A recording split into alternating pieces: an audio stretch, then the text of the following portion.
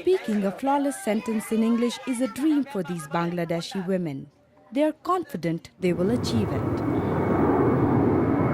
As across the 7 seas, someone is taking special steps to make that happen. Mr. Munro, Thank you very much for having us. We're glad to have you. Munro is sharing the stories of these women and their country with Rotary clubs across Canada. Bangladesh is a country that has not enjoyed the world's attention or concern to any appreciable extent. Just 6 years ago, Munro's family led a fairly normal Canadian life. He and his wife Tennis were educators by profession. They spent a lot of their time teaching in Aboriginal communities.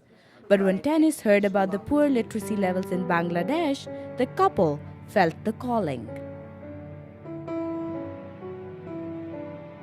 So we packed up our 4 reluctant children and moved from Vancouver to Bangladesh. Grace Munro was 12. Instead of a family vacation, she was in for a life-changing experience. I'm actually quite glad that they didn't take me to the Bahamas because what I've seen in Bangladesh is a very rare sort of glimpse for someone of my background. I come here to learn something. The family began teaching the people in the slums of the capital city, Dhaka. They soon realized they had to change their strategy. The better approach was to educate the mothers, as they were the best medium to spread literacy to the rest of the community.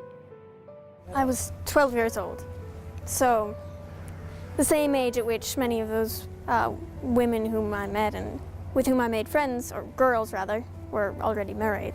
Greatest challenge actually was not overcoming the very backward attitudes of some of the husbands of these slums, but in overcoming the mothers' own doubts that they could do it. Their passion led to the creation of the Amarok Society. They partnered with many organizations such as Rotary clubs in Canada and in Bangladesh. The Munros raised money through the society and also by selling the book Jem wrote. South Asian Adventures with the Active Poor is a compilation of short stories about the people of Bangladesh. That money helps fund the 13 schools they run in Dhaka. We rent slum premises, and so our schools don't look like schools, but they function as schools, most certainly. Their efforts have brought changes to both sides of the ocean. My best friends, in fact, now are in Bangladesh. Name some of them. Nishat and Hira and Ronnie and Maksuda. We sort of regard now that we actually live in Bangladesh and we visit Canada.